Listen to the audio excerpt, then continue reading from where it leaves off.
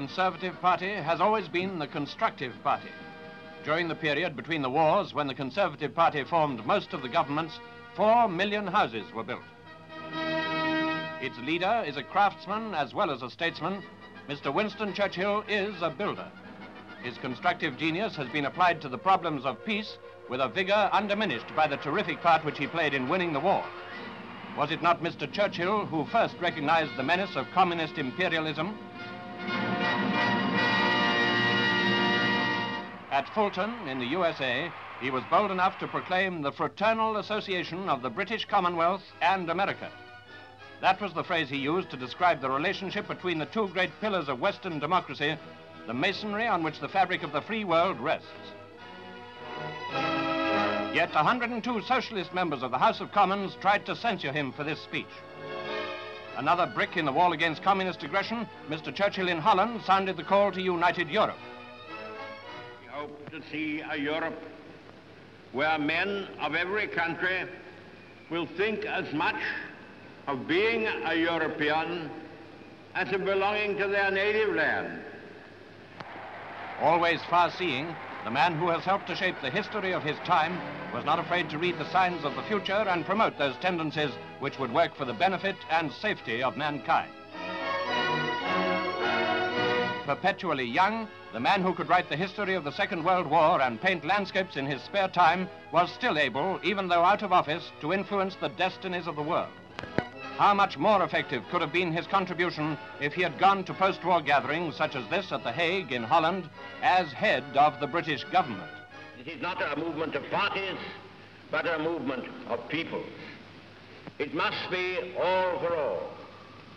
Europe can only be united by the heartfelt wish and vehement expression of the great majority of all the peoples in all the parties, in all the freedom-loving countries, no matter where they dwell or how they vote. We cannot aim at anything less than the union of Europe as a whole, and we look forward with confidence to the day when that union will be achieved. His influence in the international field, his work for peace, as the citation describes it, was recognized by the award of the Grotius Medal. This medal, presented only on the rarest occasions, came to him with all the affectionate admiration of the peace-loving Dutch people. One statesman, in fact, is able to arrest the attention of all who desire peace among the free nations. Mr. Churchill's words are listened to wherever he may speak in any part of the free world. The square at Strasbourg is packed by a huge multitude. It's the same wherever he goes. His appearance in Copenhagen draws enormous Danish crowds. To the nations of Europe, he represents the Britain of their trust. In France, as here at Nancy, he is hailed not only as the champion of freedom against the tyranny of Hitler, but as the creative statesman, the pioneer of their protection against the oppression of communism. In the United States, where New York turns out to acclaim him in the rain, Churchill stands for the enduring greatness of Britain. He represents to Americans those qualities in the British character which they most admire. They see him as one of the immortals of history. Winston Spencer Churchill, warrior, statesman, student, and maker of history. Defender of democracy, who in 2 wars has steadily upheld the cause of the free peoples, and who in his finest hour so behaved that his name stands engrossed on the tablets of mankind as the 20th century symbol of resistance to oppression. High praise indeed from a people who pride themselves on their critical outlook, but there will be few to dispute it. There are, of course, some small minds who, because Mr. Churchill was a great war leader, are prepared to smear him with the name of warmonger. But the same slanderous description has been applied by Stalin to another British Prime Minister, Mr. Attlee, as Mr. Churchill has gently pointed out. The truth is, of course, that while no man has seen more of war than Mr. Churchill, no man has worked harder to spare the world its horrors and havoc.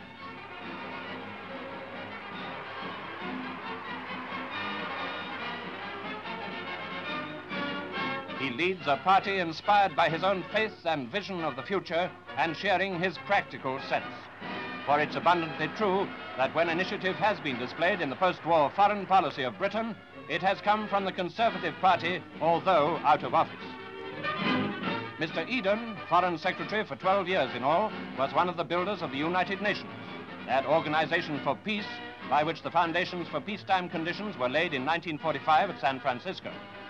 As one of the presidents of the conference, he emphasized the importance of being practical and building a workable organization as urgently as possible.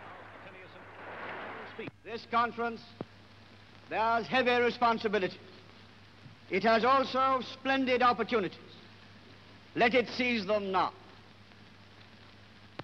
In the last 6 terrible years, unnumbered men have died to give humanity another chance. Unnumbered men have died because they felt there was a job of work to be done. We too have a job of work to do if we are not to fail these men. Let us do it with courage, modesty, and dispatch. Let us do it now. And when the vote for formation of the organization was put, Lord Halifax, another Tory, was chairman of the conference.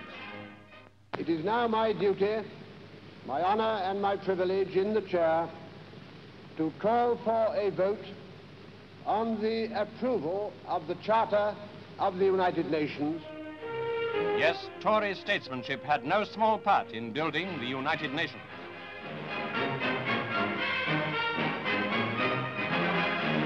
In this century, peace has to be created. It cannot be just resumed after recurrent wars. The League of Nations made the attempt and failed. The United Nations is making the attempt again. We hope and pray for its success.